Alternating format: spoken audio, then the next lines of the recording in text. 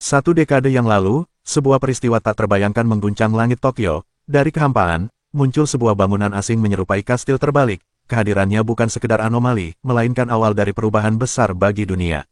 Tak lama setelah kemunculan kastil itu, berbagai dungeon mulai bermunculan di penjuru Jepang. Fenomena ganjil pun terjadi, energi asing yang disebut mana meresap ke dalam tubuh manusia. Mereka yang berhasil terbangkitkan oleh kekuatan ini disebut talenta. Manusia berbakat yang mampu menajamkan kemampuan mereka hingga menjadi penyihir, berperang melawan monster, dan mengukir kejayaan. Keunikan dari para penyihir ini terletak pada warna mana yang memancar dari tubuh mereka. Warna tersebut menjadi penanda bakat sekaligus spesialisasi masing-masing individu. Umumnya, setiap orang hanya memiliki satu warna, namun, dalam kasus langka, ada pula yang mengalami mutasi, mereka mampu menguasai dua warna sekaligus. Salah satunya adalah Kurosaki Kai, adik dari sang tokoh utama, dengan gaya berpakaian khas yang membuat iri siapapun yang melihatnya. Kai dikenal sebagai pengendali ganda, biru dan merah. Di hadapan seekor monster mengerikan, Kai berdiri dengan percaya diri. Pertarungan pun dimulai, makhluk buas itu menerjang, berusaha merusak tubuh manusia di depannya. Namun, bagi Kai yang berbakat, serangan itu bukan masalah. Dengan ringan, ia mengaktifkan kekuatannya dan melontarkan sebuah tombak iblis yang terbuat dari energi mana. Tombak tersebut melesat cepat, menembus kulit keras sang monster, dan menghancurkannya hanya dengan satu serangan. Ketika pertarungan usai, Kai berjalan mendekat untuk mengambil batu inti monster itu, sementara sang kakak hanya menatap dengan tatapan acuh. Kai melemparkan batu tersebut tepat ke arah kepala kakaknya, seakan mengingatkan bahwa sisa sumber daya tak boleh disia-siakan. Meski ia adalah sang adik, Kai sama sekali tak menunjukkan rasa hormat, justru ia sering memperlakukan kakaknya dengan kasar, layaknya sampah. Pada titik ini, Kurosaki Kai sudah mencapai level 89, sebuah pencapaian yang menjulang tinggi. Gelar Raja Ungu pun disematkan padanya, meneguhkan posisinya sebagai salah satu penyihir terkuat yang pernah ada. Namun, kebalikan dari sang adik yang gemilang, kakaknya justru hidup dalam ironi pahit. Dialah Kurosaki Rei, tokoh utama kita, seorang pemuda tanpa bakat, tanpa keterampilan, tanpa warna mana. Jika pengendali ganda seperti Kai adalah langka dan istimewa, maka Rei justru menyandang kelangkaan dari sisi yang berlawanan, colorless, hampa dari segala kekuatan. Rei hanyalah penyihir level 1, pecundang dalam pandangan dunia, namun di balik semua itu, ia punya satu sifat yang tak dimiliki siapapun, yaitu keteguhan hati. Meski tak memiliki kekuatan, Rei tetap bertekad untuk menjadi seorang penyihir. Karena itulah, ia kini bekerja sebagai porter, tugasnya sederhana tapi melelahkan, mengangkut sumber daya, hasil buruan, dan barang-barang dari dungeon untuk kelompok sang adik. Kai bersama rekan-rekannya, membiarkan Rei ikut serta, entah karena belas kasihan atau sekadar memanfaatkannya. Dan meski hidupnya selalu berada di ujung tanduk, Rei terus menyeret dirinya mengikuti mereka, bertahan dengan harapan bahwa suatu hari, sebuah keajaiban pasti akan terjadi. Kini, perjalanan mereka sampai pada titik penting, ruangan bos. Sebuah pintu raksasa berderit terbuka, menyambut kelompok Kai dengan kegelapan pekat di baliknya. Dengan santai, para anggota parti masuk sambil menatap ke sekeliling, merasa semuanya akan mudah seperti sebelumnya. Namun sesuatu menanti mereka, di dalam ruangan, tampak sebuah sosok berdiri membelakangi cahaya, siluetnya menyerupai manusia. Meski tampak biasa, hawa yang dipancarkan jelas berbeda, dan saat ia menoleh, dunia seakan membeku. Dialah Kronos, sang dewa waktu dan ruang, dengan ekspresi bosan, ia menatap rombongan itu seolah mereka hanyalah gangguan sepele. Kai, dengan kesombongan khasnya, menilai sosok itu tak lebih dari mangsa berikutnya. Tanpa pikir panjang, ia mengalirkan mana ke tangannya, menciptakan beberapa bola energi bercahaya. Dengan penuh percaya diri, Kai melepaskannya dalam rentetan serangan cepat, proyektil berkilau yang melesat menghantam ke arah Kronos. Namun dengan gerakan santai, Kronos menghunus pedangnya, Dimensional Blade, satu ayunan ringan saja cukup untuk meremehkan serangan Kai, menebas hancur bola-bola energi itu bagaikan gelembung rapuh, tatapan Kronos hampa, kosong, dan dingin. Sementara Kai, yang selama ini selalu angkuh, kini terjebak dalam cengkeraman yang tak mampu ia lawan. Dalam sekejap, keadaan berubah menjadi mimpi buruk. Kronos menancapkan serangannya lurus ke arah kepala Kai, tengkoraknya ditembus dengan brutal, cairan berceceran tanpa ampun. Raja Ungu, salah satu penyihir terkuat di dunia, mati hanya dengan satu serangan. Tubuh Kai jatuh terkulai di tanah, tak bernyawa. Rekan-rekannya terdiam, mata terbelalak, mulut tak mampu mengucap satu kata pun, bahkan Rei, sang kakak yang selama ini diperlakukan sebagai sampah, hanya bisa menatap kosong, otaknya menolak percaya. Namun realitas tak memberi waktu untuk merenung, para pengikut Kai mencoba melarikan diri, keputusan bijak, tapi sia-sia. Dengan satu gerakan, Kronos menghabisi mereka semua, tubuh-tubuh mereka rusak, cairan merah menyiram lantai batu. Kini hanya tersisa Rei, sendirian, gemetar, dan hampir tenggelam dalam keputusasaan. Ia jatuh terduduk, tubuhnya bergetar hebat. Dan saat itulah, untuk pertama kalinya Kronos membuka suara, nada suaranya dingin dengan kegembiraan aneh. Ia tertawa kecil, menemukan sesuatu yang menarik di hadapannya, seorang manusia tak berwarna. Kata-katanya membuat Rei terhenyak, colorless, kutukan yang selama ini membuatnya dianggap hina, ternyata justru menarik perhatian sang dewa kehancuran. Namun Rei menolak berakhir di sini, semua penderitaan yang ia alami, semua penghinaan, semua mimpi yang ia genggam erat, tidak boleh sia-sia. Dengan sisa tenaga, ia memaksa tubuhnya bangkit, lututnya gemetar, tangannya bergetar, namun tekadnya menyala. Ia mengangkat senjata sederhana yang ada di tangannya, meski tahu lawan di hadapannya tak terkalahkan, Rei menodongkan senjatanya pada Kronos, itulah definisi keberanian sejati. Kronos yang terhibur memutuskan untuk menguji bocah itu, tapi bukannya memberi hadiah kekuatan, ia justru memulai ujian neraka. Tubuh Rei tiba-tiba rusak dari samping, cairan menyembur keluar. Jeritannya memenuhi ruangan, Kronos hanya menatap dingin, lalu dengan kontrol absolut atas waktu, ia memutar balik kondisi tubuh Rei, seakan luka itu tak pernah ada. Ujian kedua dimulai, Kronos mengangkat tangannya, dan seketika ruangan dipenuhi api neraka keputusasaan, kobaran api tak terpadamkan, mengurung Rei dalam arena maut. Rei sadar, serangan biasa tak akan berarti apa-apa di hadapan sang dewa, namun pikirannya teringat pada pedang dimensi, senjata yang digunakan Kronos untuk membunuh Kai. Dengan tekad yang nyaris nekat, Rei melompat maju, tangannya meraih dimensional blade, lalu menebas kobaran api yang mengurungnya. Sayangnya, tubuhnya yang rapuh tak mampu menahan panas itu, dagingnya melepuh, kulitnya terbakar, dan jeritan perih keluar tanpa bisa ditahan. Namun meski tubuhnya sekarat, Rei tetap menerjang ke depan, Kronos yang semula hanya terhibur, kini mulai memperlihatkan ekspresi berbeda.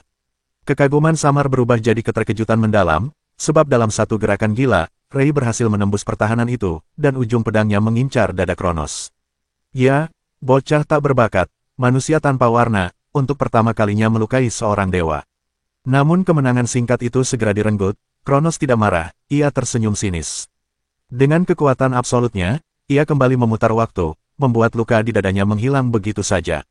Selamat datang di ujian sejatimu, seolah itulah pesan yang dipancarkan senyum sang dewa. Tubuh Rei dikembalikan ke posisi awal oleh Kronos, dengan nada tenang, sang dewa mengaku terkesan pada usaha bocah itu. Namun, berbeda dengan ekspektasi, Rei justru pasrah, ia merosot ke lantai, menerima kenyataan bahwa semua ini sejak awal sudah mustahil. Pikiran tentang kematian dan keputusasaan mulai merayap masuk ke dalam dirinya, memenuhi benaknya dengan kehampaan pekat. Namun, di luar dugaan, sebuah layar sistem muncul di hadapannya, menyatakan bahwa kehadiran sang dewa ruang dan waktu telah melepaskan segel yang mengunci Black Skill miliknya. Bukan hanya Rei yang terkejut, Kronos sendiri mendadak kehilangan ekspresi angkuhnya, ia tidak paham apa yang sedang terjadi. Di saat itulah Rei resmi menerima bakat pertamanya, Skill Drain, kemampuan untuk mencuri kekuatan lawan, dan target pertamanya adalah sang dewa itu sendiri. Seketika, Kronos kehilangan kendali atas kekuatan rewind miliknya. Rei menatap layar sistem dengan mata terbelalak, sementara Kronos yang seorang dewa, untuk pertama kalinya terlihat berkeringat. Tanpa ragu, bocah itu mengaktifkan skill barunya, namun berbeda dengan rewind milik Kronos yang hanya memundurkan waktu beberapa detik, langkah Rei jauh lebih nekat. Sistem pun masuk ke mode darurat, roda waktu berputar liar, bukan sekadar mundur sebentar, melainkan menarik seluruh arus kembali, bertahun-tahun ke masa lalu. Saat membuka matanya lagi, Rei tertegun, ia memang berhasil menggunakan rewind, tetapi bahkan dirinya sendiri tidak benar-benar paham apa yang baru saja terjadi. Ia menatap ke cermin, dan melihat sosok remaja yang lebih muda, dirinya sendiri di masa lalu. Namun cerita ini belum selesai, ketika Rei menggunakan kemampuan itu, sesosok prajurit misterius menampakkan diri kepadanya. Dengan nada berat, sosok itu berkata bahwa kekuatan Rei sendiri tidak akan pernah cukup untuk menumbangkan Kronos, dewa ruang dan waktu. Itulah alasan utama mengapa kekuatan itu dipercayakan kepada Rei, dengan keyakinan bahwa suatu hari nanti ia akan mampu mengalahkan Kronos. Kembali ke masa sekarang, atau lebih tepatnya masa lalu, Rei masih diliputi kebingungan, bertanya-tanya apakah semua ini hanyalah mimpi. Namun, saat ia menoleh ke jendela, matanya tertuju pada kastil terbalik yang kini tampak berwarna putih bersih, padahal, ia masih mengingat jelas bahwa kemarin kastil itu berwarna hitam. Terakhir kali kastil itu berwarna putih murni adalah 7 tahun yang lalu, sebelum perlahan ternoda dan akhirnya berubah sepenuhnya menjadi hitam. Saat itulah pintunya terbuka, dan perjalanan membawa Ray bertemu dengan Dewa Waktu dan Ruang. Potongan-potongan ingatan mulai tersusun dalam benak Ray, ia akhirnya menyadari bahwa ini semua adalah hasil dari penggunaan kemampuan rewind berkat skill drain. Untuk memastikan, Ray membuka ponselnya, dan benar saja, ia benar-benar kembali ke masa 7 tahun yang lalu. Ia lalu memeriksa jendela sistem dan mendapati bahwa dirinya masih memiliki skill drain, namun kemampuan rewind itu telah menghilang. Meski begitu, Ray sama sekali tak peduli, baginya, ini sudah cukup. Setelah bertahun-tahun hidup tanpa bakat, tanpa kemampuan apapun, kini ia akhirnya memiliki sesuatu yang nyata, sebuah talenta, sebuah keterampilan yang bisa membuka pintu menuju masa depan yang selama ini hanya bisa ia impikan. Saat kembali menatap layar ponsel, Ray baru tersadar, hari ini adalah hari ujian penyihir. Adegan pun berganti ke distrik Chiyoda, tepatnya di markas besar asosiasi penyihir. Gedung megah itu adalah satu-satunya lembaga resmi yang mengatur, mengawasi, sekaligus mendukung aktivitas para penyihir dalam menaklukkan dungeon. Melangkah masuk ke dalam, Ray tertegun, bangunan itu tampak begitu baru dan megah, sangat berbeda dengan yang ia kenal di masa depan, tentu saja, karena waktu memang telah berputar mundur. Namun, momen singkat itu segera ternodai, dua sosok yang sudah tidak asing baginya, Goto dan Oike, para pengikut Kai, menyeringai penuh ejekan. Lihat siapa yang datang, si pecundang tak berbakat, sindir salah satu dari mereka. Kenapa kau repot-repot ikut ujian ini, Ray? Kau kan cuma anak tak berbakat, warna saja kau tak punya. Suasana hatinya yang sempat membumbung tinggi kembali dihantam kenyataan pahit, meski ia kini memiliki kekuatan, dunia tetap melihatnya sebagai si manusia tanpa warna, sampah tak berguna. Ray tentu masih ingat dua badut itu, Goto dan Oike, mereka dulu pernah menjadi rekan satu parti bersamanya, meski hanya sebagai pengikut Kai. Seperti biasanya, keduanya tak bisa diam, terus mengganggu ruang pribadinya sambil mengejek, mereka menertawakan kemungkinan bahwa si sampah berani-beraninya ikut ujian penyihir. Untuk apa coba kau ikut ujian? Kau bahkan tidak punya bakat sedikit pun, ejek Oike sambil terkekeh. Benar, ini sama saja bunuh diri, tambah Goto dengan tatapan merendahkan. Meski Ray membencinya, ia tahu ucapan mereka tidak sepenuhnya salah, ini bukan kali pertama ia mengikuti ujian penyihir. Faktanya, dialah peserta yang paling banyak mengulang ujian, hanya untuk kembali menelan kegagalan demi kegagalan. Namun kali ini, sesuatu dalam dirinya berbeda, Ray menepis tangan Goto yang mencoba menghalangi jalannya, lalu melangkah pergi tanpa menoleh. Sikapnya itu membuat kedua pengejek itu tercengang, mereka sama sekali tak menyangka si pecundang yang biasanya diam saja kini berani menunjukkan sedikit keberanian. Perhatian pun beralih pada pengawas ujian hari itu, seorang penyihir peringkat B bernama Hinata, wanita yang dikenal tegas sekaligus dingin. Ekspresi wajahnya langsung merengut begitu melihat Ray muncul di hadapannya lagi. Ray, kau lagi, Hinata mendesah berat, menatapnya dengan tajam, berapa kali harus kukatakan, kau bisa terbunuh jika terus memaksa dirimu mengikuti ujian ini. Namun tatapan Ray kali ini berbeda, meski penuh tekanan, ia menatap lurus pada pengawasnya, aku tetap akan mencobanya lagi, jawabnya singkat, penuh tekad. Hinata hanya menghela napas, ia tahu peringatan tak akan ada gunanya bagi anak ini. Akhirnya, tanpa banyak bicara lagi, ia memimpin Ray menuju lokasi ujian, tidak perlu lagi menjelaskan peraturan, Ray sudah terlalu sering mendengarnya. Ray kini tengah mempersiapkan diri, tujuannya sederhana, ia hanya perlu mengumpulkan 3 batu sihir dari para goblin di dalam dungeon. Itu adalah satu-satunya syarat untuk menyelesaikan ujian ini, dan bagi orang yang punya kemampuan standar, tugas tersebut seharusnya menjadi yang paling mudah. Namun, hari ini berbeda, ujian ini berlangsung pada saat yang terkenal karena sebuah insiden mengerikan pernah terjadi, entah dari mana, muncul sebuah monster yang seharusnya tidak ada di level dungeon ini. Monster itu adalah Red Cup, makhluk level 37. Bayangkan saja, goblin cebol yang biasanya hanya jadi bahan aura farming, tiba-tiba menjelma jadi ancaman mematikan. Red Cup melangkah maju dengan aura mengintimidasi, sementara itu, sang pengawas ujian tertegun, tak percaya makhluk seperti itu bisa muncul. Ia akhirnya maju sendiri, berniat menjadi pengalih perhatian, sambil berteriak agar Ray segera lari demi menyelamatkan diri. Tapi Ray tahu, pengawas itu takkan bisa mengalahkan Red Cup, perbedaan level mereka terlalu jauh. Dalam kisah aslinya, Hinata atau pengawas tersebut gagal menahan Red Cup, ia berjuang keras untuk menunda kematian mereka, bahkan melindungi Ray sampai titik darah penghabisan. Namun akhirnya, Hinata dihajar habis-habisan, luka parah yang diterimanya membuatnya harus pensiun dari pertempuran, dan semua itu, akibat ketidakmampuan Ray. Kelemahan dan ketidakbergunaannya waktu itu benar-benar menghancurkan masa depan Hinata. Dan kali ini, Ray tidak mau mengulang kesalahan yang sama, ia menatap Red Cup yang mengamuk, meneguhkan tekadnya untuk tidak mundur. Dengan gerakan cepat, Rai melemparkan pedangnya ke arah makhluk itu. Dalam benaknya, ia mengingat, Red Cup memiliki skill yang dapat meningkatkan seluruh kemampuan fisiknya, hingga serangan biasa sama sekali tidak berguna. Namun, Rai bukan orang biasa, ketika senjata tidak lagi berguna, ia memilih bertarung dengan tangannya sendiri, pertarungan yang bisa dirasakan semua orang.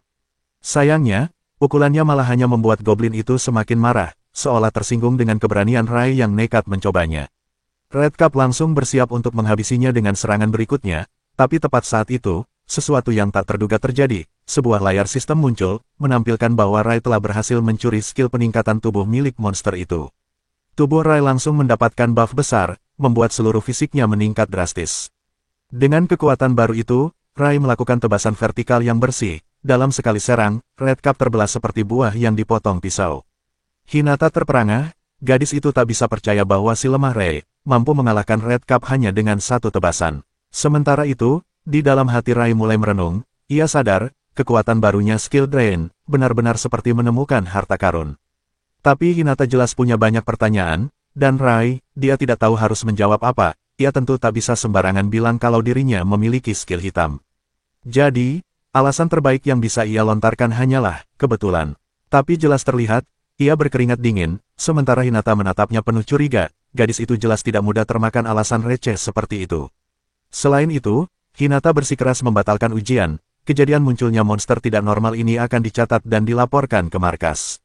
Namun, bagi Rai, ujian belum selesai, ia masih butuh 2 batu sihir lagi agar misi benar-benar tuntas. Sayangnya, pengawas tentu tidak akan membiarkannya melanjutkannya, karena menurutnya terlalu berbahaya. Namun sebelum mereka bisa memperdebatkan lebih jauh, tiba-tiba 2 goblin lain muncul dari balik bayangan, langsung menyerang. Rai bergerak cepat, dalam sekali tebas, kedua goblin itu jatuh tanpa sempat berbuat banyak. Hinata pun tak bisa menyembunyikan keterkejutannya, karena kali ini Rai menyelesaikannya dengan sangat mudah. Dengan itu, Rai berhasil mengumpulkan 3 batu sihir sesuai persyaratan, tujuan ujiannya terpenuhi, sementara sang pengawas hanya bisa berdiri terdiam, kehilangan kata-kata. Adegan berpindah ke gerbang utama markas besar asosiasi penyihir. Di sana, Hinata menyerahkan sesuatu yang sangat berarti bagi Rai, lisensi resmi penyihir. Saat melihat kartu dengan identitasnya tertera di sana, Rai merasakan kelegaan luar biasa, bertahun-tahun lamanya ia berjuang hanya untuk bisa lulus ujian ini. Selama ini, ia hanya seorang porter rendahan yang tidak dihargai, sering diremehkan, bahkan diinjak-injak, namun kini, dengan kartu ini, statusnya berubah, ia resmi menjadi seorang penyihir. Tak hanya itu, Hinata juga memberinya informasi tentang nilai tukar batu sihir yang berhasil ia kumpulkan. Batu-batu itu dikenal sebagai hasil drop bernilai tinggi dari monster setelah dikalahkan, selain berfungsi sebagai sumber energi, mereka juga bisa diperdagangkan dengan uang. Dan berkat keberhasilannya mengalahkan monster peringkat A, saldo Rai mendadak melonjak. Saat melihat lembaran perhitungan, matanya hampir tak percaya, 3 juta penuh masuk ke tangannya hanya dari satu pertarungan. Rai terkejut, sekaligus sadar betapa mudahnya seorang penyihir bisa hidup berkecukupan, bahkan Hinata, sang pengawas ujian ikut bersorak gembira atas pencapaiannya, ia benar-benar menunjukkan dirinya sebagai teman yang tulus. Namun sebelum pergi, Rai mengajukan satu permintaan terakhir kepada Hinata, dan jawabannya baru akan terungkap di adegan selanjutnya. Beberapa saat kemudian, Rai berdiri di depan sebuah gerbang dungeon yang unik, ia meluangkan waktu sejenak untuk mengagumi namanya dan peringkatnya yang kini tertulis jelas. Jika dulu ia sama sekali tidak berhak masuk dungeon sendirian, sekarang keadaannya berbeda. Dengan perkembangan ini, Rai merasa akhirnya memiliki kesempatan untuk mengubah masa depan. Tapi secara tak terduga, sebuah tangan astral raksasa muncul dari udara, menjepit tubuhnya erat, itu adalah hasil dari kemampuan Manahen. Ternyata, pelakunya adalah anak buah Kai, para pengejek yang pernah merendahkannya sebelumnya. Mereka menertawakan Rai karena berani mencoba masuk ke dungeon sendirian, menganggapnya melanggar aturan. Namun, Rai mengejutkan mereka dengan pengakuannya, bahwa ia sudah lulus ujian penyihir, karena itulah, ia kini berhak memasuki dungeon seorang diri. Namun, kenyataan bahwa Rai sudah lulus ujian terdengar begitu konyol di telinga mereka, sampai-sampai para pengejek itu mengira ia sedang berbohong. Salah satu dari mereka bahkan menarik kepala Rai, memaksa agar ia menunjukkan bakatnya secara langsung. Mari kita bahas sebentar soal Manahen. Skill ini bekerja dengan cara memadatkan mana lalu membentuknya menjadi wujud fisik. Inilah sebabnya Rai kesulitan melepaskan diri dari cengkeraman tersebut, bahkan dengan bantuan skill peningkatan tubuhnya. Namun, hanya tangannya yang terikat, kedua kakinya masih bebas, Maka, Rai menghentakkan kakinya dengan kecepatan super, lalu menghantam hidung lawannya dengan tanduk kepala langsung. Hasilnya, lawan itu mimisan seketika, bersamaan dengan itu, Rai sukses mencuri skill lawannya, sekaligus membebaskan dirinya. Kini, giliran Rai membalas, ia menirukan lawannya dan memanggil versi miliknya sendiri dari Manahan, menjebak si badut pengejek dengan cara yang sama. Mereka semua terperangah, tak percaya bahwa Rai bisa membangkitkan bakat sehebat itu. Tapi Rai belum selesai, saat ia sibuk menahan salah satu lawan, yang lain langsung melancarkan serangan fireball standar. Untuk menangkisnya, Rai mengaktifkan ekstrim peningkatan tubuh, aura emas menyelimuti tubuhnya, lalu ia menyapu bola api itu seolah tak berarti. Lawan itu bahkan tak sempat memproses apa yang baru terjadi, ketika Rai melepaskan sebuah pukulan langsung, menghantam tubuh musuhnya hingga terpental keras ke dinding. Kini mereka terkejut bukan main, bagaimana mungkin Rai memiliki lebih dari satu skill. Mereka mulai menduga ia adalah seorang dual color wielder, sesosok penyihir langka dengan dua elemen berbeda. Namun Rai hanya menanggapi dengan senyum tipis, ia lalu memunculkan bola api di tangannya, berkat kontak langsung dengan lawannya barusan, Rai berhasil mencuri skill itu juga. Sambil melepaskan pusaran api merah, Rai meluruskan dugaan mereka. Ia bukan sekedar dua warna, ia punya tambahan satu warna lagi. Kini, wajah para pengejek itu benar-benar pucat, sebab, sepanjang sejarah, tidak pernah ada penyihir tiga warna. Rai tidak menggubris ocehan mereka, sebagai jawaban, ia justru melemparkan bola api ke tanah tepat di samping salah satu dari mereka. Tak hanya itu, ia juga melepaskan lawan satunya dari belenggu Manahan, lalu menatap mereka tajam sambil bertanya apakah mereka masih ingin bermain-main dengannya. Kedua pengejek itu saling pandang. Mereka sadar ini adalah kesempatan terakhir, tanpa pikir panjang, keduanya langsung kabur terbirit-birit seperti pengecut yang tak punya harga diri. Namun, masalah sebenarnya bukan mereka, melainkan kakak Rai. Jika Purple King sampai tahu tentang kebangkitan kekuatan Rai, keadaan akan jauh lebih buruk. Di masa depan, Rai selalu menjadi anjing penjilat yang setia pada Kai, menjalankan setiap perintahnya. Bila berita tersebar bahwa Rai telah membangkitkan kekuatan baru, Kai pasti akan memburunya sendiri. Dan dengan level 50 yang sudah dimilikinya sekarang, Kai masih termasuk salah satu penyihir terkuat. Selain ancaman dari adiknya, Rai juga punya banyak hal lain yang perlu dipikirkan, salah satunya adalah kabar bahwa dalam waktu dekat akan ada sebuah dungeon baru yang segera terbuka. Itulah sebabnya, baginya saat ini hanya ada satu prioritas, menaikkan level secepat mungkin. Rai tahu, jika ingin benar-benar bertahan hidup, ia harus memperkuat skillnya dan memperbesar kapasitas mana agar bisa mengaktifkan lebih banyak kemampuan, maka ia pun nekat melakukan solo dive ke dalam dungeon, meski risikonya besar. Sambil melangkah dengan pikiran penuh strategi, ia tiba-tiba terkejut ketika sesosok monster muncul begitu saja. Makhluk itu berbentuk seperti orang-orangan sawah yang terbakar api, seorang flame wizard, monster level 38. Itu berarti ia bahkan satu tingkat lebih tinggi dari Red Cup yang pernah Rai hadapi. Rai menggertakkan gigi. Saat ini ia hanya punya cukup mana untuk menciptakan satu bola api saja, dan itu pun ia bentuk di tangan kirinya. Berbeda dengan Rai, Flame Wizard bisa dengan mudah menyalurkan beberapa fireball sekaligus. Perbedaan itu bukan karena teknik, melainkan murni selisih level yang begitu jauh. Beberapa bola api pun meluncur cepat ke arah Rai, ia segera melemparkan bola apinya untuk melawan serangan itu. Sayangnya, hasilnya mengecewakan, bola apinya hanya mampu menetralkan satu serangan musuh. Sementara fireball lain masih melaju langsung ke arahnya. Namun, sisa serangan api itu tetap harus dihindari. Rai pun mengelak, kembali menapak mantap sambil menyadari bahwa pertarungan ini tidak mungkin dimenangkan dengan bentrokan langsung. Meski begitu, satu hal tetap pasti, sehebat apapun lawan, selalu ada celah yang bisa dimanfaatkan. Dengan tekad itu, Rai segera menyerang balik, menutup jarak ke arah penyihir api yang kini sadar dirinya akan dipukul habis. Dalam hitungan 2 detik, Rai menjatuhkan lawannya dengan satu hantaman keras tepat di wajah. Begitu kontak pertama terjadi, ia langsung merampas keterampilan fireball milik sang penyihir, satu-satunya metode serangan monster itu. Penyihir api berusaha kembali melancarkan serangan, mengangkat tongkatnya untuk merapal sihir, namun pertempuran sudah berakhir. Rai mengaktifkan kemampuan baru itu tepat di sekitar tubuh lawannya, menciptakan pusaran api yang melahap sang monster. Dalam sekejap, penyihir api pun tumbang. Tak lama setelah itu, Rai naik 4 level sekaligus berkat kemenangan atas monster dengan tingkat kekuatan tinggi. Ia menyadari bahwa semakin kuat lawannya, semakin besar pula pengalaman yang didapat. Walau biasanya berhadapan dengan monster seperti itu sangat merepotkan, teknik skill drain terbukti menjadi cara paling efektif untuk mengatasinya. Kini level Rai melonjak dari 8 menjadi 12 hanya dari satu pertempuran. Ia lalu menetapkan target, sebelum keluar dari dungeon ini, setidaknya ia harus mencapai level 30. Maka dimulailah perjalanan beratnya, satu persatu monster ditumbangkan, penyihir api lainnya, Red Cup, hingga Lizard Warrior. Setelah waktu berjalan cukup lama, Rai berhasil menaikkan levelnya hingga mencapai 27. Namun, tentu saja semakin tinggi level, semakin sulit pula untuk terus naik dengan kecepatan eksponensial seperti sebelumnya. Rai menyadari bahwa untuk mencapai level 30, ia harus menghadapi monster yang jauh lebih kuat, maka ia pun melangkah lebih dalam menuju bagian terdalam dungeon, ruang bos. Berdiri di hadapan pintu besar, Rai merenung sejenak. Ia tahu, pertarungan ini akan menjadi kunci untuk mencapai tujuannya. Dengan tekad bulat, ia pun mendorong pintu dan masuk ke dalam. Arena itu kosong, sunyi, hanya diterangi cahaya samar. Dari balik bayangan, perlahan muncul sosok yang menakutkan, seorang prajurit bertubuh tinggi besar dengan aura hijau pekat yang menyelimutinya, dialah Skull Demon, monster yang benar-benar mengintimidasi. Sebagai tambahan, beberapa monster tingkat tinggi bermunculan di sekitarnya, siap menjadi pengikut setia sang bos.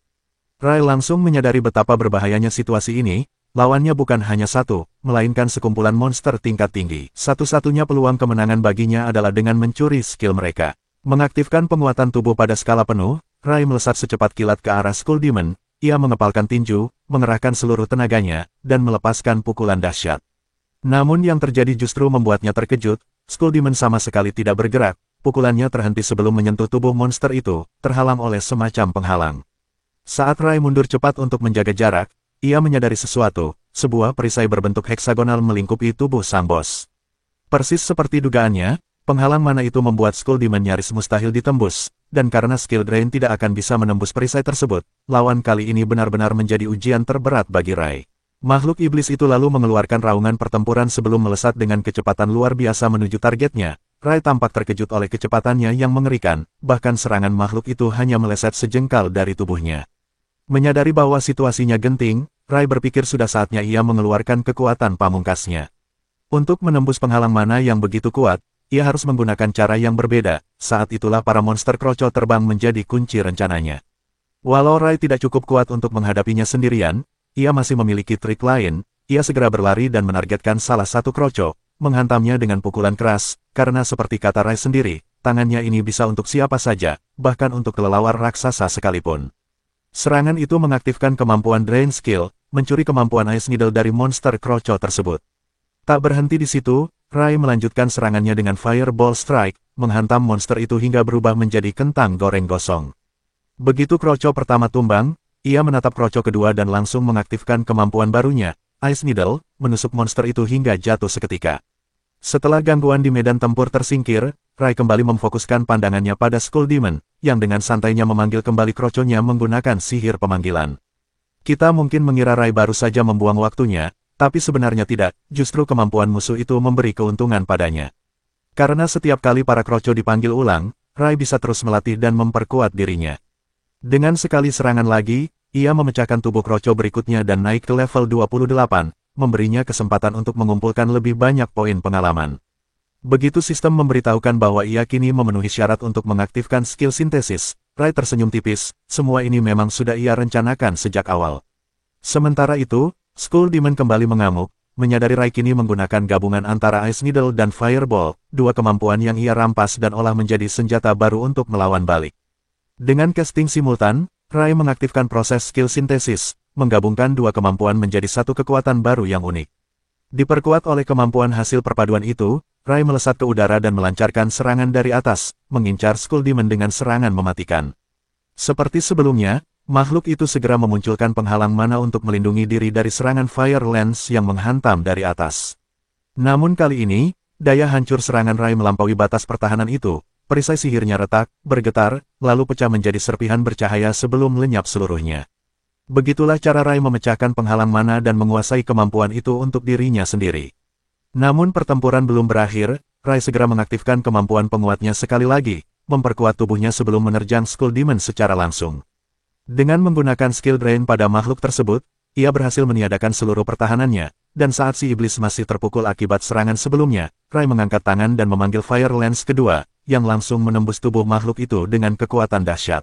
Dalam detik-detik terakhirnya, tubuh Skull Demon terbakar oleh nyala api merah menyala, lalu lenyap sepenuhnya dalam kobaran api suci. Dari tubuhnya yang hancur, jatuh batu mana berwarna hijau, tanda berakhirnya pertempuran. Kemenangan ini bukan hanya menghadirkan jarahan, tetapi juga 4 kenaikan level sekaligus bagi Rai, menjadikannya mencapai level 33 hanya dari satu pertarungan sengit. Setelah memastikan semuanya aman, Rai menarik napas panjang, berusaha menenangkan diri dari adrenalin yang masih mengalir deras di tubuhnya.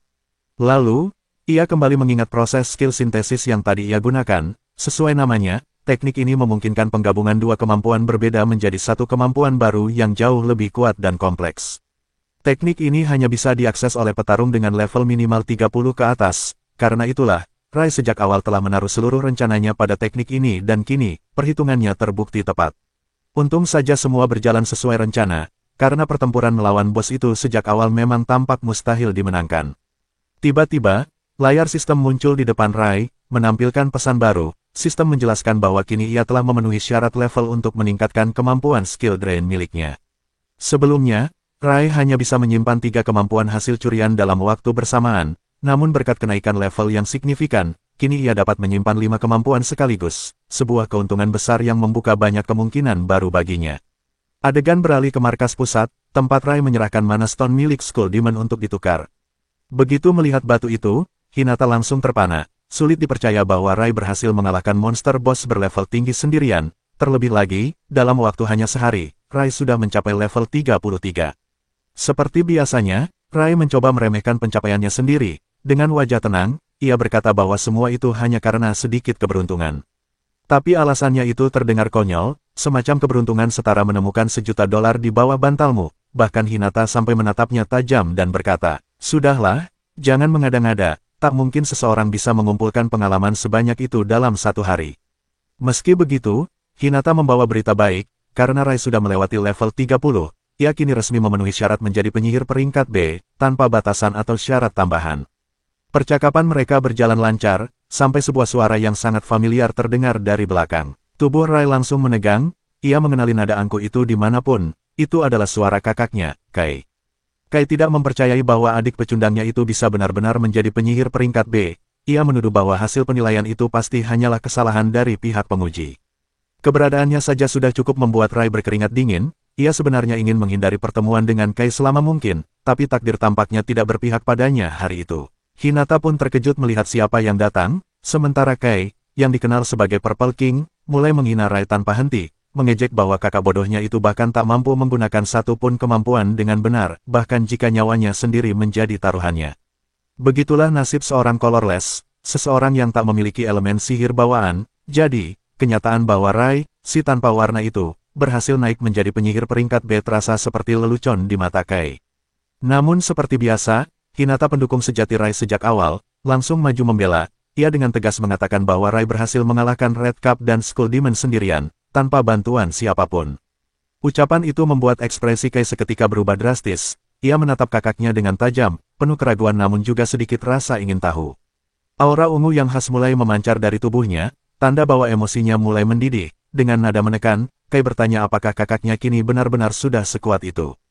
Tanpa peringatan, Kai mengumpulkan energi sihir ke tinjunya dan langsung melancarkan pukulan yang diperkuat aura ke arah Rai. Kekuatan serangan itu begitu besar hingga ruangan berguncang, membuat beberapa orang di sekitar refleks menutup wajah dari hembusan energi. Saat debu mulai mereda, terlihat hasilnya, pukulan Kai gagal mengenai Rai secara langsung, tetapi berhasil meretakkan sebagian penghalang mana yang melindunginya. Rai menatap kakaknya dengan tajam. Matanya memancarkan keberanian yang baru tumbuh. Dengan nada tenang namun menusuk, ia menegur tindakan sembrono Kai, menantangnya untuk tidak bersikap sembarangan di tempat seperti ini. Ketegangan meningkat, para penguji yang ada di sana mulai gelisah, khawatir duel dua penyihir ini akan benar-benar pecah di dalam markas.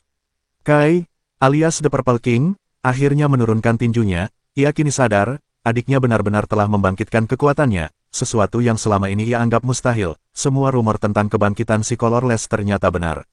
Rai hanya tersenyum tipis dan mengangguk, mengonfirmasi semuanya. Namun Kai belum mau mengakui kekalahannya. Ia menarik napas panjang lalu berkata dingin, "Jangan terlalu percaya diri hanya karena kau punya satu kemampuan, itu tidak membuatmu setara denganku." Dengan tatapan penuh superioritas, Kai menambahkan, "Mulai sekarang, anggap saja aku adalah ujian terakhirmu, musuh terbesarmu adalah aku." Hinata yang menyaksikan semuanya tampak cemas, takut Kai akan melancarkan serangan lagi. Apalagi mereka masih berada di dalam markas utama. Untungnya, Kai menahan diri, ia melangkah mundur dengan senyum meremehkan dan menutup dengan kata-kata dingin, tak peduli seberapa tinggi kau naik, aku takkan kesulitan mengalahkanmu, bahkan jika kau benar-benar penyihir peringkat B. Kai melanjutkan ucapannya dengan tuduhan yang lebih kejam, ia menuding bahwa Rai menipu dan curang untuk bisa mencapai posisi sekarang. Menurutnya, tak mungkin seseorang seperti Rai bisa naik secepat itu tanpa menggunakan trik kotor.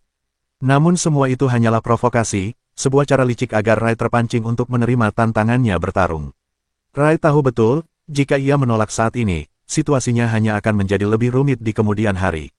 Karena itu, meskipun mereka berbeda level cukup jauh, ia menatap mata kakaknya dengan tekad bulat dan menerima tantangan itu. Keputusan yang tidak disangka-sangka oleh Kai, membuat sang The Purple King tampak kesal, karena tidak mendapatkan reaksi yang ia harapkan. Adegan berpindah ke arena pertempuran milik Asosiasi Penyihir, tempat resmi untuk duel sihir. Disinilah kedua bersaudara itu berdiri berhadapan, masing-masing dengan aura yang berbeda, Kai yang memancarkan kekuatan murni dan keangkuhan, sementara Rai berdiri tenang, menyusun strategi dalam pikirannya. Ia sadar, untuk menghadapi seseorang yang jauh lebih kuat, ia harus memanfaatkan sumber daya yang ia miliki seefisien mungkin. Perbedaan jumlah mana menjadi faktor penentu di sini, satu kesalahan kecil saja bisa berarti kekalahan total. Masalahnya, Rai baru level 33, jadi kapasitas mananya hanya cukup untuk mengaktifkan 3 kemampuan sekaligus. Sedangkan Kai, ia sudah level 50, dan bisa mengombinasikan hingga 5 kemampuan dalam satu waktu. Keunggulan alami ini membuat pertarungan langsung menjadi hal yang nyaris mustahil dimenangkan. Itulah sebabnya, Rai memilih strategi cerdas, menutup celah kekuatan mereka dengan taktik, bukan kekuatan mentah. Pertempuran pun dimulai, Rai menjadi yang pertama menyerang, melepaskan hujan Ice Needle ke arah kakaknya. Namun Kai hanya tersenyum tipis, tak terpengaruh sedikit pun, lalu dengan tenang memunculkan 4 bola api yang berputar di sekelilingnya, siap membalas serangan adiknya kapan saja. Kedua serangan itu dilepaskan secara bersamaan, saat jarum-jarum es bertabrakan dengan bola-bola api, hasilnya adalah sebuah ledakan besar. Awalnya, Kai sebenarnya mengira ia yang akan menang dalam bentrokan itu, tapi ternyata, ia sendiri terkejut melihat Rai yang sudah tepat berada di hadapannya bersiap melancarkan serangan. Berkat kemampuan peningkatan tubuhnya, Rai dengan cepat memperkecil jarak di antara mereka, mencoba menekan lawannya dalam pertarungan jarak dekat. Hal ini benar-benar mengejutkan Kai, karena itu membuktikan bahwa kakaknya juga merupakan pengguna 2 elemen warna sekarang. Bagian menariknya adalah bahwa serangan Rai ini bukan serangan asal, tapi langkah yang sudah diperhitungkan. Ia tahu bahwa karena Kai sudah menghabiskan mananya untuk menciptakan 4 bola api, berarti saudaranya itu hanya punya 1 kesempatan penggunaan skill lagi. Jadi, Rai tidak hanya mengaktifkan peningkatan tubuh, tapi juga menambahkan Fire Lance di saat bersamaan. Itu berarti dia menggunakan 3 skill sekaligus, yang secara teori akan menjamin kemenangannya jika serangan itu berhasil mengenai lawannya. Kai sangat terkejut melihat kakaknya bisa mengendalikan 3 skill secara bersamaan, namun bukannya panik, senyum tipis malah muncul di wajahnya, seolah hal itu tidak berarti apa-apa baginya. Tepat saat Rai sudah berada di depan wajahnya, Kai mengaktifkan satu lagi Fireball, menghantam Rai dengan kekuatan luar biasa hingga terpental jauh. Dan inilah bagian yang bahkan Rai sendiri tidak bisa pahami. Satu bola api itu saja mampu menandingi Fire Lance miliknya, bahkan mengalahkannya, yang seharusnya tidak mungkin terjadi. Kai yang sombong itu akhirnya mengerti mengapa kakaknya begitu percaya diri dalam pertempuran ini, karena Rai adalah pengguna 3 warna tricolor yang mengira pertarungan ini akan mudah baginya, tapi kenyataannya sederhana, perbedaan level mereka terlalu besar. Kini giliran Kai untuk membalas, ia menembakkan serangkaian bola api ke arah Rai. Menghindari serangan-serangan itu, Rai berlari secepat mungkin, dan dari kejauhan, ia melancarkan serangan Fire Lance lainnya sebagai balasan. Sementara itu, Raja Ungu tidak sedikit pun merasa terintimidasi, ia dengan santainya menangkis serangan itu menggunakan skill Fireball miliknya lagi. 1 bola api saja sudah cukup untuk menghancurkan Fire Lance milik Rai, dan bahkan masih menyisakan energi untuk melaju langsung ke arahnya. Untungnya, Rai segera mengaktifkan mana barrier untuk menahan serangan tersebut, namun, inilah bagian yang mengejutkan, bahkan perisai mananya tidak mampu bertahan lama menghadapi kekuatan 1 bola api milik Kai. Benturan itu menghancurkan perisai dalam sekejap dan melemparkan Rai jauh ke belakang karena guncangan yang begitu kuat. Dari jalannya pertarungan ini, terlihat jelas bahwa Kai terus-menerus mengalahkan kakaknya tanpa perlu mengeluarkan tenaga serius. Rai kini berada dalam posisi yang sangat sulit, semua kemampuannya tampak sia-sia. Melihat bahwa kemenangan sudah di tangan, Kai dengan angkuh menawarkan pengampunan. Ia berkata bahwa Rai hanya perlu berlutut di hadapannya dan mengakui bahwa dia salah telah menantangnya secara langsung. Dalam hati, Rai menahan amarah dan rasa frustasinya, ia menyadari betapa sulitnya situasi yang dihadapinya sekarang, perbedaan kekuatan dan jumlah mana terlalu besar. Pikiran untuk menyerah mulai menghantuinya, namun kemudian ia teringat kehidupan yang telah ia jalani 10 tahun di masa depan, penuh penderitaan, perjuangan, dan tekad yang tak tergoyahkan. Ia bukan siapa-siapa selain budak bagi adiknya yang gila, namun, justru rasa hina itulah yang menjadi bahan bakarnya untuk terus bertarung dan berdiri tegak. Dengan amarah yang membara, Ray berteriak, menolak mentah-mentah perintah Kai. Mendengar penolakan itu, sang Raja Ungu pun murka, kakaknya yang dulu lemah, tak berbakat, dan tak berwarna kini berani menentangnya. Dengan tatapan tajam dan hawa panas yang membakar udara di sekelilingnya, Kai memutuskan untuk bertarung dengan kekuatan penuh. Ia mengaktifkan teknik overclock, kemampuan yang memperkuat fireball-nya hingga ke tingkat yang tak terbayangkan, meski harus mengorbankan sebagian besar mananya. Dalam sekejap, 10 bola api muncul melayang mengelilinginya, simbol nyata dari kekuatan seorang raja sejati. Melihat hal itu, Ray menyadari alasan mengapa adiknya dijuluki salah satu penyihir terkuat di dunia. Dibandingkan raja-raja lain, Kai memiliki kemampuan langka mengerahkan seluruh mana dalam satu titik secara ekstrim. Namun meski tahu dirinya berdiri di ambang kekalahan, Ray justru tersenyum, ia mengaku telah menunggu saat ini, saat ketika Kai menggunakan teknik pamungkasnya. Dengan langkah penuh keyakinan, Ray berlari maju menembus hawa panas yang membakar udara, ia menuju bahaya yang seharusnya dihindari oleh siapapun yang masih waras. Kai menertawakannya, menyebutnya idiot karena melompat ke udara, posisi terburuk untuk menghindari serangan. Dan di detik itu juga, Kai melepaskan hujan bola api, ke-10 fireball melesat dengan kekuatan dahsyat, menghujam ke arah kakaknya. Namun inilah yang sebenarnya Ray tunggu, dengan sorot mata tajam, ia mengaktifkan kemampuan tersembunyinya, Mana Hand, teknik rahasia yang belum pernah ditunjukkan pada siapapun, bahkan pada kakaknya sendiri.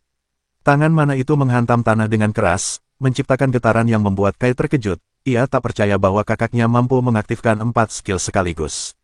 Sementara itu, Ray tetap tenang, ia berpikir, tak peduli apakah lawannya menembakkan 10 atau 20 bola api, selama ia bisa menghindarinya, ia akan baik-baik saja. Menggunakan tangan mana yang tertanam di tanah, Ray menarik tubuhnya dengan kecepatan luar biasa, membuatnya berayun dan melesat ke belakang Kai tepat saat masa jeda cooldown kemampuan Sang Raja Ungu aktif.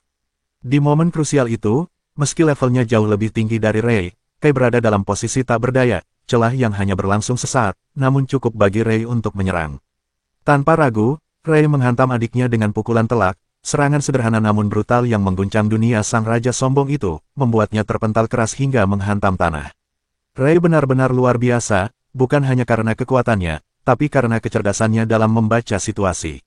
Dan seperti lapisan gula di atas kue, kemenangan itu semakin manis ketika ia menyadari sesuatu. Kini ia berhasil mendapatkan teknik overclock milik Kai.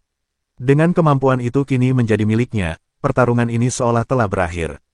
Namun Kai belum menyerah, dengan mata menyala penuh kebencian, ia bangkit lagi sambil memaki adiknya. Ray mulai merasa cemas, bukan karena takut kalah, tapi karena tahu bahwa penyihir gila di depannya benar-benar berniat membunuhnya kali ini. Kai mengangkat tangannya, melapisi sihir ungunya ke dalam bentuk Ice Lens, lalu mengaktifkan kemampuan sejatinya, Demon Lens. Melihat skill itu aktif, Ray benar-benar ketakutan, ia tahu betul bahwa Demon Lens adalah kemampuan terkuat yang dimiliki Kai, masalahnya, ia tak pernah menyangka bahwa adiknya sudah bisa menguasai skill tersebut secepat ini. Dengan raungan penuh amarah, Kai melemparkan tombak iblisnya ke arah Ray, Ray nyaris tak mampu menghindar, kecepatan dan kekuatan serangan itu benar-benar di luar nalar.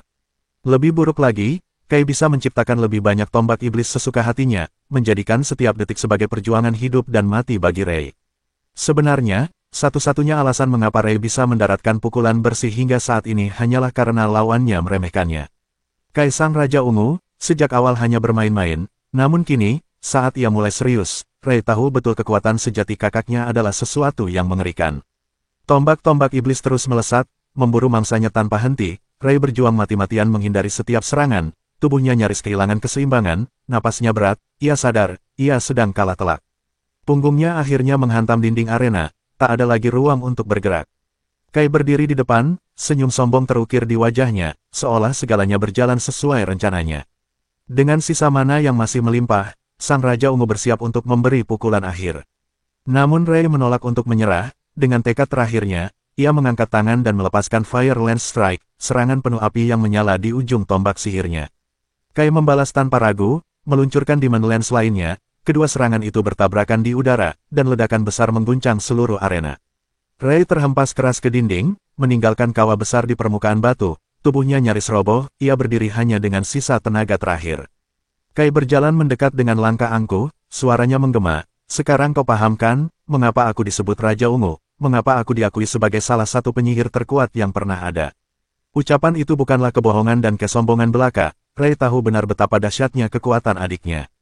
Kai menatap kakaknya dengan ejekan di matanya, "Jangan berpura-pura hebat hanya karena punya beberapa kemampuan murahan." Namun justru karena ejekan itu, sesuatu di dalam diri Ray terpicu, ia tersadar akan satu hal penting, bahwa meskipun ia tak bisa menandingi adiknya dalam kekuatan mentah maupun jumlah skill, ia masih memiliki cara lain, ia bisa memanfaatkan kekuatan sejati dari energi ungu yang mengalir di tubuhnya. Selama ini, Ray hanya mampu mensintesis dua warna elemen karena kapasitas mananya terbatas, hal itu mengekang potensinya yang sebenarnya. Tapi kali ini, dengan tubuh yang terbakar semangat dan tekad yang tak tergoyahkan, ia memilih untuk melampaui batas itu. Ray mengaktifkan teknik overclock, cahaya sihir memancar dari tubuhnya, menciptakan aura megah yang membuat seluruh arena bergetar. Dalam sekejap, ia tampak seperti sosok legenda, megah dan tak tergoyahkan. Kai terdiam, matanya membelalak, ia tak percaya apa yang ia lihat, kakaknya mampu menggunakan teknik yang sama dengannya. Dengan overclock aktif, Ray menggandakan aliran mananya, dan dari pola sihir yang terbentuk di sekelilingnya, terlihat jelas ia telah membuka versi yang lebih tinggi dari kemampuan skill sintesis. Kemampuan baru itu bukan sekedar peningkatan biasa, ini adalah versi yang belum pernah dimiliki siapapun. Namanya, skill sintesis Black, inilah kartu truf yang selama ini ia butuhkan. Ray tersenyum yakin, sementara Kai mulai merasa gelisah, ia tahu betul bahwa kakaknya baru saja meningkatkan kapasitas mananya ke tingkat yang belum pernah terlihat sebelumnya. Ray mengangkat tangannya, menyatukan energi dari dalam tubuhnya, cahaya dari tiga warna utama merah, biru, dan kuning, berputar mengelilingi dirinya, lalu menyatu menjadi cahaya keunguan gelap yang misterius. Untuk pertama kalinya dalam sejarah, seseorang berhasil mengaktifkan sintesis tiga warna, Ray menggabungkan Red Fireball, Ice Needle Blue, dan penguatan Yellow, hingga menghasilkan kekuatan yang melampaui batas sihir biasa, energi Purplish Black, hitam keunguan, warna yang bahkan Kai belum pernah saksikan seumur hidupnya. Dahulu, Ray bahkan tak mampu mengendalikan satu pun dari tiga energi itu, ia dianggap lemah, tidak berbakat, dan seorang penyihir tanpa warna. Namun ternyata, tubuhnya bukan lemah, melainkan berbeda, tubuhnya diciptakan untuk menelan ketiga jenis energi itu sekaligus. Penyihir tanpa warna itu kini berdiri tegak sebagai sosok baru, Dark Mage, penguasa sihir kegelapan. Dan dengan kekuatan itu, ia bersiap mengakhiri perjalanan karir Sang Raja Ungu untuk selamanya. Gabungan tiga warna dasar kini membentuk kemampuan baru, skill Ultimate Black, versi sempurna dari skill sintesis, dan dari kombinasi itu lahirlah kemampuan yang disebut Api Neraka. Ray menatap tangannya yang kini dilingkupi api hitam pekat, lalu berbicara pelan penuh keyakinan, "Aku sudah menelan semua energi mana ini. Mulai sekarang, aku bukan lagi penyihir tak berwarna, aku adalah Dark Mage." Sementara itu, Kai mulai kehilangan kendali atas emosinya, keringat dingin mengalir di pelipisnya. Dalam kepanikan, ia segera menyiapkan serangan jarak jauh. Purple Lens diarahkan langsung ke kepala kakaknya untuk menghentikan transformasinya. Namun Ray tidak lagi merasa terancam, dengan satu gerakan tenang, ia mengangkat tangannya, dan seluruh serangan itu ditelan habis oleh pusaran sihir hitam yang melingkupinya. Api ungu itu menghilang seketika, tenggelam dalam kegelapan yang kini menjadi kekuatan barunya. Pemandangan pertahanan Ray membuat Kai terkejut, lawannya yang tadi nyaris kehabisan tenaga kini justru menyerang balik dengan kekuatan baru yang menakutkan. Merasa terdesak, Raja Ungu segera mengerahkan proyektil sihir raksasa untuk menahan bola sihir hitam pekat yang kini berputar di telapak tangan Ray. Ray menarik lengannya ke belakang, lalu melepaskan serangan pamungkasnya, Wrath of the Abyss Flame, semburan kekuatan gelap itu melesat dan bertabrakan langsung dengan Purple Lens milik Kai. Pertarungan dua kekuatan besar hanya berlangsung sekejap, namun cukup untuk mengguncang seluruh arena. Akhirnya, Kai benar-benar kewalahan, kepercayaan dirinya runtuh bersamaan dengan ledakan besar berwarna ungu yang memekakkan telinga.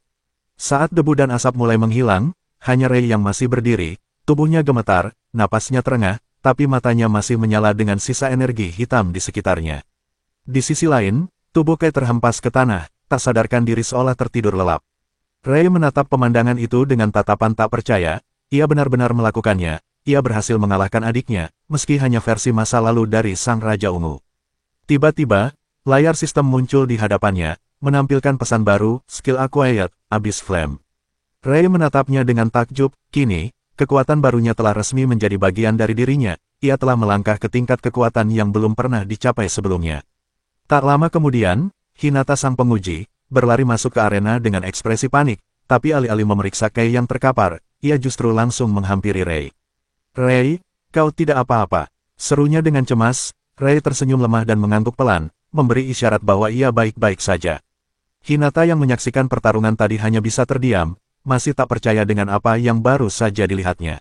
Sementara itu, Rei mulai menyadari satu hal, sebentar lagi, ia tak akan bisa menyembunyikan kekuatannya dari dunia, tidak setelah pertarungan ini. Menunjukkan sedikit kekuatan gelapnya, Rei mengungkapkan bahwa kemampuannya itu seharusnya merupakan sejenis black skill. Melihat percikan dan serpihan energi hitam yang berputar di sekitar tubuhnya, mata Hinata membelalak lebar, menyadari bahwa Rei adalah satu-satunya orang di dunia yang memiliki kekuatan seunik ini. Kini setelah semuanya terungkap, Rei dengan tenang bertanya apakah ia harus melapor secara resmi kepada asosiasi mengenai kemampuan uniknya ini. Namun ia juga mengungkapkan keinginannya agar hal ini tidak menyebar luas dan tidak menimbulkan kegemparan di dunia sihir.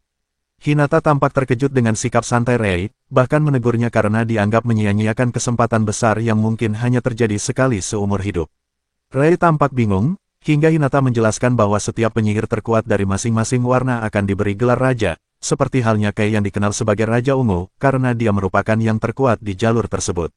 Dengan nada serius, Hinata mengatakan bahwa karena Rei adalah satu-satunya penyihir hitam di dunia, mereka bisa saja langsung mengumumkannya sebagai Raja Hitam, sebuah nama yang terdengar gila, tapi jelas pantas untuknya.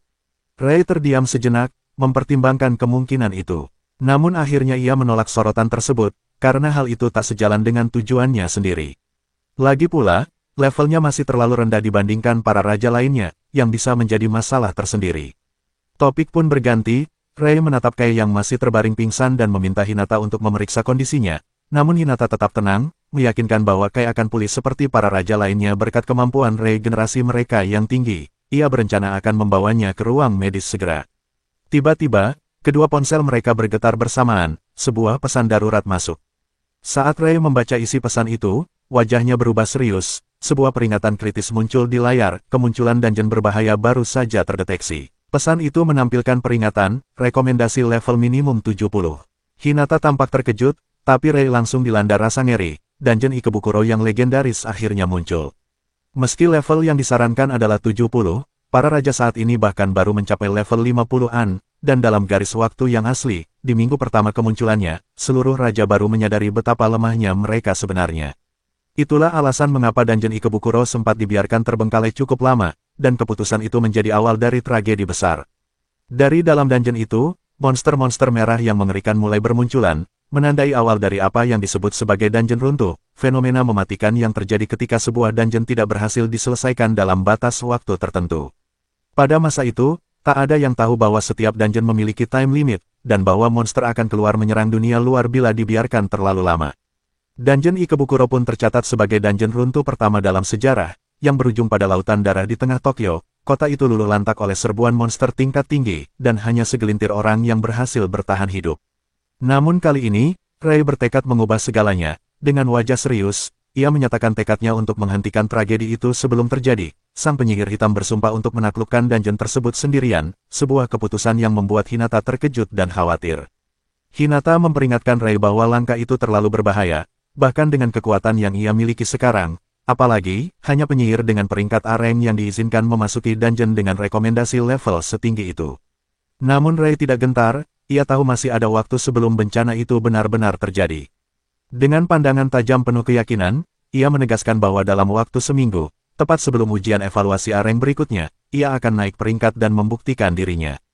Senyum tipis muncul di wajahnya. "Bersiaplah," katanya pelan, "karena kali ini, aku yang akan menulis ulang takdir."